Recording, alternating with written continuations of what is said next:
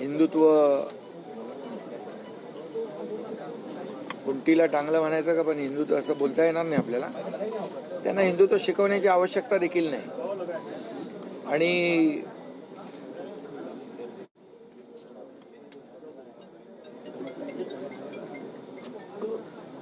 मी एवढंच सांगेन की अमित शहा यांच्यावर टीका काहीतरी केली ना, आर एस एस वरही टीका केली आहे आणि अमित शहा साहेबांवरही टीका केली आहे. खरं म्हणजे आर एस एस एक देशभक्त आणि राष्ट्रभक्त संघटना आहे आणि त्यांनी वेळोवेळी या देशामध्ये जेव्हा जेव्हा आपत्ती संकट आले त्यावेळी त्याची प्रचिती आलेली आहे आपल्याला. आणि अमित शहा साहेबांच्या बद्दल बोलाल तर खरं म्हणजे या देशाचे आदरणीय यशस्वी लोकप्रिय प्रधानमंत्री नरेंद्र मोदीजी खाली देश तर पुढे चाललाय, देशाचा विकास होतोय, देश आपला आर्थिक महासत्तेकडे जातोय, आत्मनिर्भर होतोय. आणि त्याच दरम्यान अयोध्येमध्ये राम मंदिर देखील उभं राहिलं आणि 370 कलम जे बाळासाहेबांचं स्वप्न होतं ते मोदीजींच्या नेतृत्वाखाली अमित शहा साहेबांनी पूर्ण केलं. त्यांच्याबद्दल अशा प्रकारचं वक्तव्य करणं हे दुर्दैवी आहे. आणि आणखी काहीतरी म्हणाले ते मुंबईच्या बद्दल.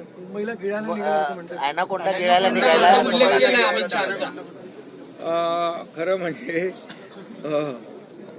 मुंबई ज्यांनी अनेक वर्ष लुटली, मुंबईची तिजोरी धुतली आणि कोविडमध्ये देखील रुग्णांच्या तोंडची खिचडी गिळली, मिठीतला गाळ गिळला, रस्त्यात डांबर खाल्लं, डेड बॉडी बॅग मध्ये पैसे खाल्ले, खोटी कोविड सेंटर उभी करून मड्याच्या टाळूवरचं लोणी खाल्लं. अशा लोकांनी अमित शहा साहेबांवर बोलणं ही मोठी शोकांतिका आहे. आणि म्हणून मला वाटतं कुठंतरी बॅलन्स गेलेला दिसतोय आणि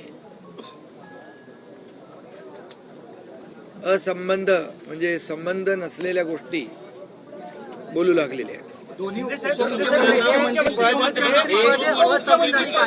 ते रद्द करावं असं त्यांनी म्हटलंय. 2 नंबर 1 नंबर 2 नंबर हे जे काही चाललं होतं त्यावरून त्यांनी टीका केलेली आहे की 2 नंबर पदाला काही महत्व नाहीये. 2 नंबरने झालेल्या विधानसभेच्या निवडणुकीमध्ये त्यांना शेवटच्या नंबरला बसवलेला आहे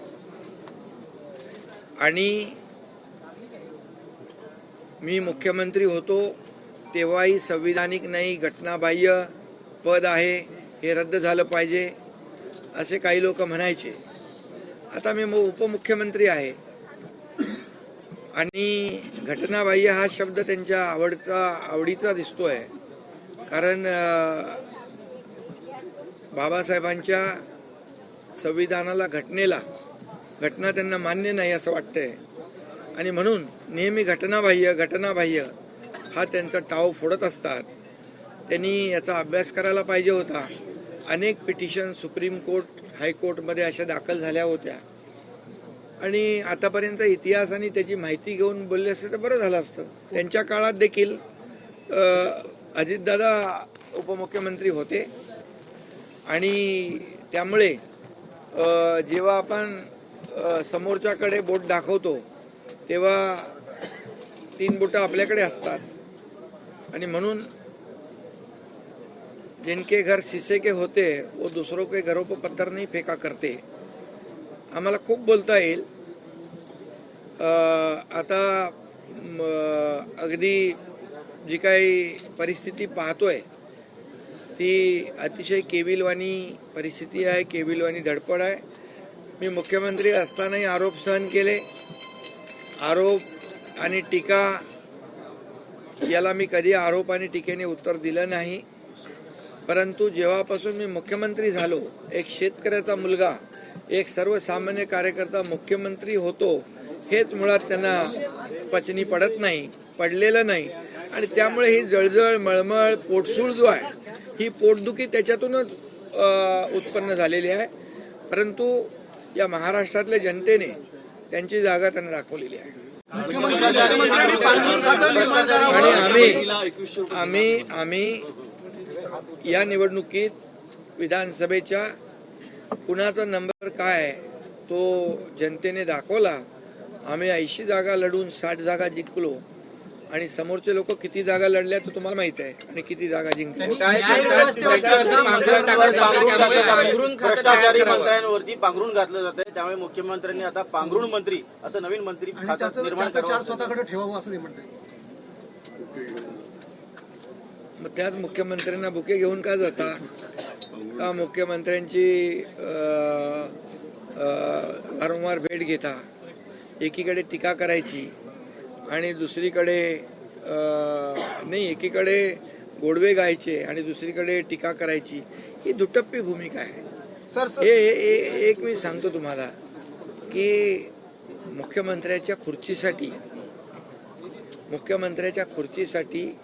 आणि या मुख्यमंत्री पदासाठी ज्यांनी स्वतःचं, मी असं म्हणेन, ते पांघरून म्हणाले तर मी म्हणतो की पायपुसणं करून घेतलं, त्यांनी काय मुख्यमंत्र्यांवर टीका करायचा अधिकार आहे देवेंद्रजींवर? आणि त्यामुळे लोकांनी त्यांची जागा दाखवलेली आहे. प्रत्येकाने आपलं पांघरून पाहूनच हातपाय पसरले पाहिजे. शेतकऱ्यांना मदत मिळाली नाही, कुठेतरी ठिबक सिंचन झालंय का असा प्रश्न उपस्थित करतायत. आता त्यांचा ठिबक सिंचन झालेला दिसतोय.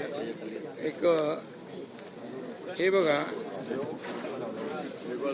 विभाग वाईज अमरावती डिव्हिजनला 3,415 कोटी रुपये, छत्रपती संभाजीनगरला 6,249 कोटी, कोकण डिव्हिजनला 40 कोटी, नागपूर डिव्हिजनला 716 कोटी आणि नाशिक डिव्हिजनला 1,553 कोटी, असे 14,000 कोटी रुपये 32,000 कोटीच्या पॅकेजपैकी पोहोचलेले आहेत. ही आकडेवारी आहे.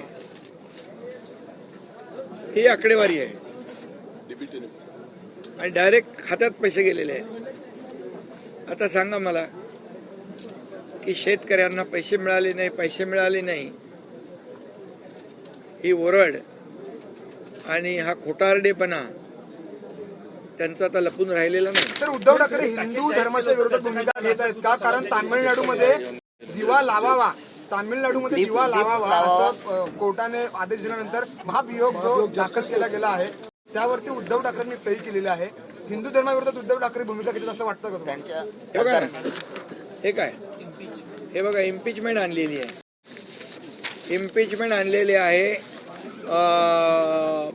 आपल्या GR स्वामीनाथन जस्टिस आहेत, त्यांच्यावर मद्रास हायकोर्टचे आर्टिकल 217 आणि 124 कॉन्स्टिट्यूशन घटनेच्या कलमाप्रमाणे हे त्यांनी इम्पिचमेंट आणलंय आणि सही आहे. त्यामुळे आता हिंदुत्वाबद्दल बोलण्याचा त्यांना नैतिक अधिकार राहिला आहे का, असा माझा प्रश्न आहे. आणि त्याचबरोबर ज्यांनी याकूब मेमनची कबर सजवली मुंबईमध्ये आणि ज्यांच्या लोकसभेच्या प्रचारामध्ये 93च्या सिरियल बॉम्बस्फोटमधला इक्बाल मुसा हा बॉम्बस्फोटचा आरोपी प्रचार करत होता, त्यांना हिंदुत्व शिकवण्याची आणि हिंदुत्व सांगण्याची नैतिकता आहे का? सर त्या ठिकाणी दीप लावतात तिथे वरती मुस्लिम कम्युनिटी आहे आणि त्याचमुळे यांनी तो महाभियोग जो आहे तो दाखल केलेला आहे. तेच तर मी सांगतो ना की जे हिंदुत्व का टी शर्ट आहे का, कधी काढला न सोडला? आता हिंदुत्वाच्या बद्दल गप्पा मारायच्या आणि अशा जस्टिस स्वामीनाथन साहेबांच्यावर इम्पिचमेंट आणायची, हे कुठलं दुटप्पी धोरण? हे कुठलं हिंदुत्व आहे? वरती नाराजी व्यक्त केली आहे, न्यायमूर्तींवरती एक प्रकारे टीका केली आहे, कुठेतरी न्याय व्यवस्थेवरती बरेचसे त्यांनी आक्षेप घेतलेले आहेत. ते EVM वर आक्षेप घेतात, ते मतदार यादीवर आक्षेप घेतात, निवडणूक आयोगावर आक्षेप घेतात, ते सुप्रीम कोर्टावर आक्षेप घेतात. आता हे सगळ्याच्या सर्वोच्च झालेले आहेत आणि म्हणून असं माणूस कधी करतो जेव्हा माणसाचा बॅलन्स जातो. आणि जेव्हा हे जिंकतात त्यावेळी या सगळ्या यंत्रणा चांगल्या असतात, जेव्हा हरतात त्या यंत्रणा सगळ्या वाईट असतात. जे आतापर्यंत देशामध्ये इतके वर्ष घोटाळे, काळा बाजार, मोठमोठे स्कॅम, नोट चोरी करणारे लोक आता वोट चोरीचा आरोप करतायत. हे हे हे हे मोठी शोकांतिका आहे. लाडकी बहीण योजना बंद होणार नाही तुम्ही म्हटलं होतं, मात्र आता पुन्हा मुद्दा काढलेला आहे की 2100 रुपयांचं काय झालं तुम्ही म्हणाला 2100 रुपयांचं. अरे लाडक्या बहिणींनी त्यांना घरी बसवलेलं आहे विधानसभेच्या निवडणुकीमध्ये. त्यामुळे लाडक्या बहिणींना आम्ही जो लाडकी बहीण योजना जी सुरू केली ती कधीही बंद होणार नाही. आणि जे आम्ही बोललोय 2100 रुपयाचा योग्य वेळी आम्ही तोही निर्णय आमचा पूर्ण करू. ज्यावेळेस लाडकी बहीण योजना आली त्यावेळेस कोर्टमध्ये गेले होते. लाडकी बहीण योजना जेव्हा आम्ही सुरू करत होतो त्यावेळेस हेच लोक कोर्टात गेले होते, ही योजना बंद पाडावी म्हणून नागपूरच्याच कोर्टामध्ये. आणि महाविकास आघाडीचेच लोक होते. परंतु आम्ही लाडकी बहीण योजना आम्ही सुरू करण्याचा निर्णय घेतला, त्याची अंमलबजावणी देखील आम्ही केली आणि ती योजना कायम सुरू राहणार हेही मी सांगतो. आणि जे आम्ही बोललेलो आहे पुन्हा एकदा मी सांगतो, जे 2100 रुपये आम्ही बोललोय योग्य वेळी त्याची पूर्तता आम्ही करणार हे पुन्हा सांगतो.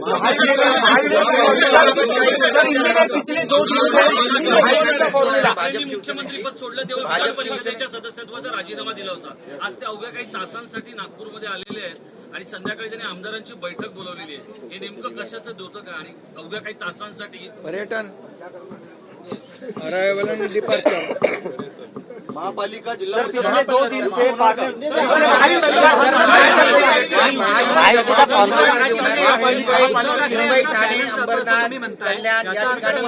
भाजप शिवसेना एकत्र लढणार आहे. काय नेमकं फॉर्म्युला काय, महायुतीचा फॉर्म्युला काय आगामी निवडणुका?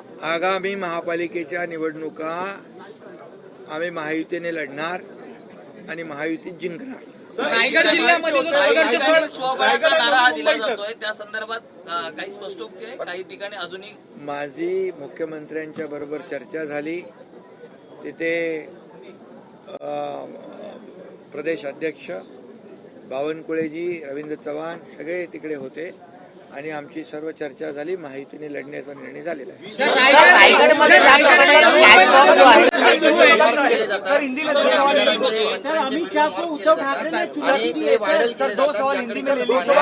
आता हा मॉर्फिंगचा धंदा चालू केलाय त्यांनी. आता सगळा धंदा बंद झाला, सगळी कामं बंद झाली. आता हे मॉर्फिंगचं काम चालू आहे.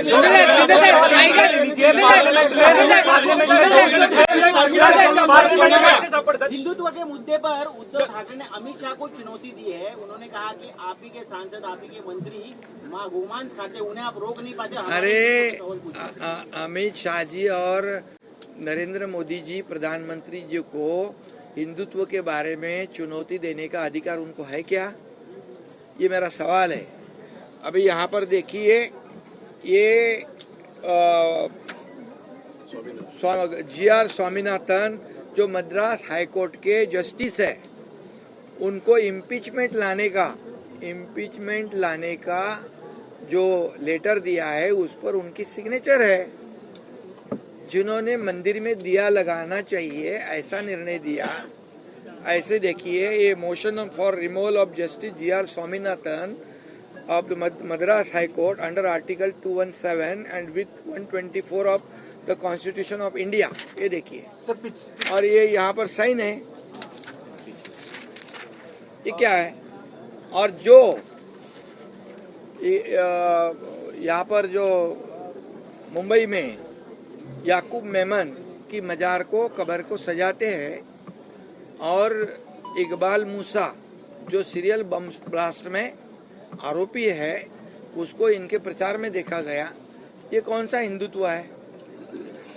पाकिस्तान के झंडे उनके प्रचार में नचाते हैं, ये कौन सा हिंदुत्व है? ये उनको हिंदुत्व के बारे में बोलने का नैतिक अधिकार कभी खोया उन्होंने जब बाला साहब ठाकरे जी के विचार को त्याग दिया। सर पिछले बाला साहब ठाकरे जी को विचार को छोड़कर कुर्सी हथियाई उन्होंने। कुर्सी की लालच में, मुख्यमंत्री के पद के लालच में बाला साहब ठाकरे जी के विचार को छोड़ दिया।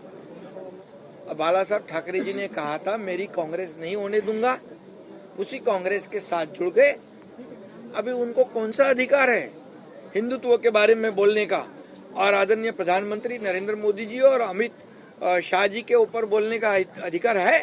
सर पिछले 2 दिन से हस्ताक्षर कर रहे हैं और उद्धव ठाकरे कह रहे हैं कि मद्रास में वहां पर दिया जला के रहेंगे। ये दोगली ये दोगली उनकी नीति है, ये डबल स्टैंडर्ड काम है। सर पिछले 2 ये क्या कहते हैं उसको, गिरगिट कैसे? सर पिछले 2 दिन से पार्लियामेंट में चर्चा हो रही है वंदे मातरम को लेके जो चर्चा हो रही है उस पर भी उन्होंने विरोध जताया है। उन्होंने कहा है कि अभी सरकार को वंदे मातरम की याद आई है, शायद से आरएसएस के कपड़े फाड़ने के लिए वंदे मातरम का डिबेट इन्होंने शुरू किया। अरे किसने? उद्धव ठाकरे। अरे अभी मैं क्या कहा? अभी आरएसएस के खिलाफ बोलने का अधिकार है क्या?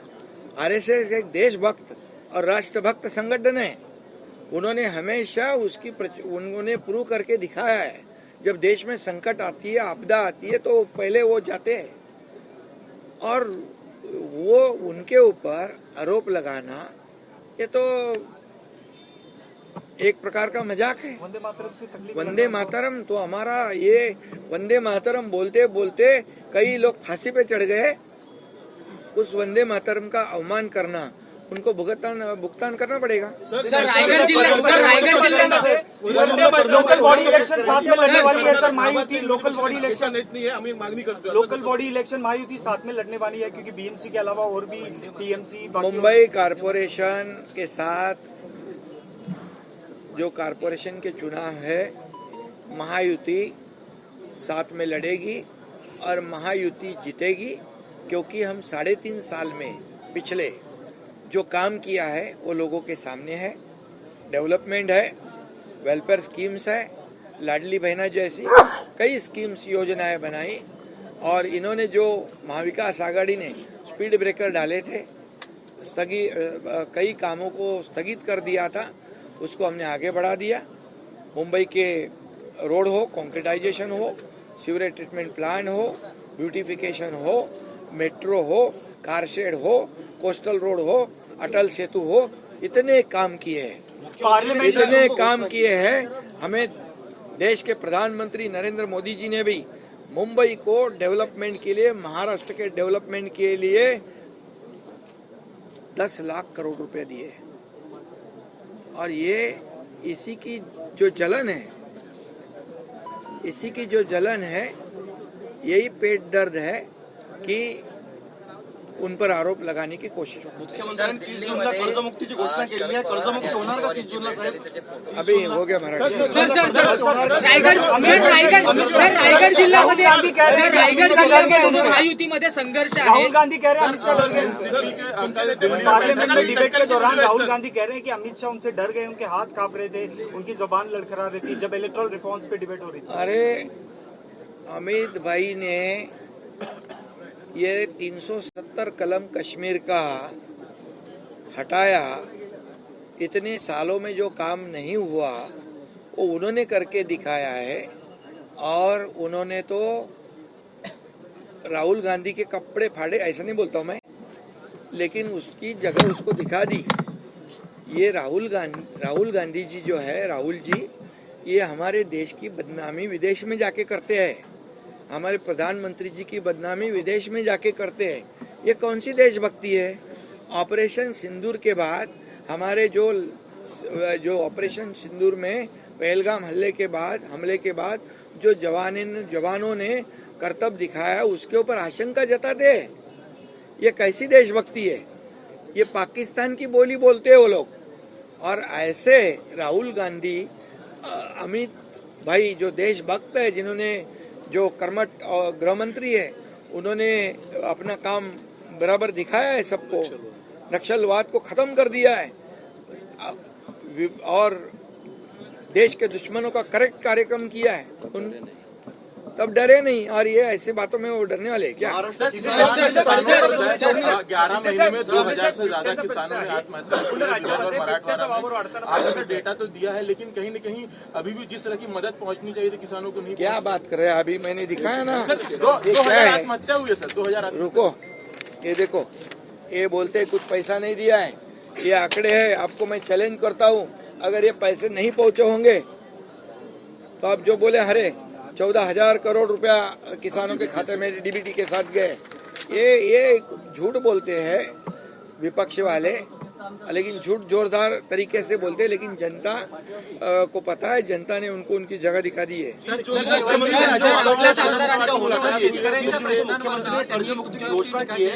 कर्जमुक्ती महाराष्ट्र के किसानों की होंगी। देखिए, हमारे महायुति ने जो भी वादे किए हैं वो वादे हम पूरे करेंगे। कोई भी हम प्रिंटिंग मिस्टेक कहने वालों में से नहीं है। जो बोलते हैं वो करते हैं, जो नहीं होगा वो हम नहीं बोलते हैं। और इसलिए हम जो कमिटमेंट करते हैं उसको पूरा करते हैं। इसीलिए तो इस महाराष्ट्र की जनता ने लैंडस्लाइड मैंडेट ये विधानसभा के चुनाव में दिए।